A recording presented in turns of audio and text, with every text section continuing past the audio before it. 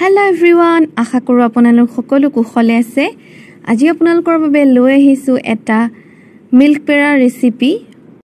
তাৰ বাবে মই লৈছো 200 ml ৰ এটা আমুল তাজা গাখীৰ। এটো লো ফেট মিল্ক হয়। প্ৰথমতে পেনখন অকনমান গৰম হ'বলৈ দিলো, তাৰ পৰা ইয়াত গাখীৰখিনি ঢালি দিলো। এনেদৰে গাখীৰখিনি সঘনাই লৰাই থাকিব লাগিব যাতে পেনখনত লাগি নধৰে।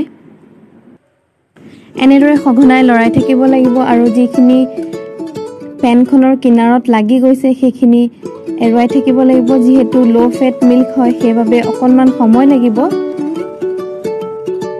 আৰু এয়া চাওক লাহে লাহে গাখীৰখিনি ডাঠ হ'ব ধৰিছে। যিমান পাৰি সঘনাই এনেদৰে লৰাই থাকিব আৰু কাষত যিখিনি লাগি গৈছে সেইখিনিও এনেদৰে আঁতৰাই থাকিব। পেৰা খাবলৈ যিদৰে ভাল তেনেদৰে বনাবলৈ অকনমান মেহনতৰ প্ৰয়োজন হয়। আৰু এয়া চাওক আগতকৈ আৰু অকনমান ডাঠ হ'ল। যিমান পাৰি এনেদৰে সঘনাই লৰাই থাকিব লাগিব।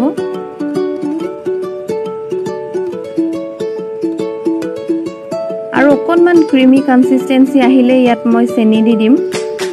প্ৰায় আহিছে গৈ। আৰু সেয়েহে ইয়াত মই অলপমান চেনি দিলো। চেনি আপোনালোকে নিজৰ ইচ্ছা অনুসৰি দিব পাৰে, বৰ বেছিকৈও নিদিব।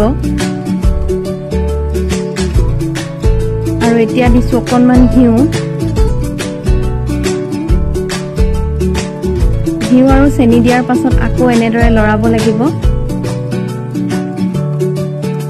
চেনিখিনি মেল্ট হৈছে, এয়া চাওক।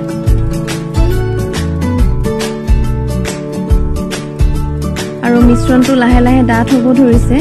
এতিয়া ইয়াত দিলো মই ইলাচি, প্ৰায় হৈছে গৈ। আৰু এয়া চাওক সম্পূৰ্ণ হৈ গ'ল।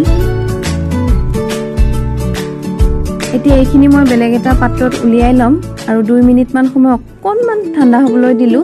তাৰ পাছত হাতত অলপমান ঘিউ লগাই ললো। ঘিউ লগোৱাৰ পাছত এনেদৰে পেৰাৰ আকাৰ দিছো।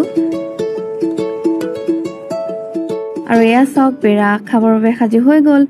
আশা কৰো আজিৰ এই ভিডিঅ'টি চাই ভাল পালে। আজিলৈ আহোঁতেনে ধন্যবাদ।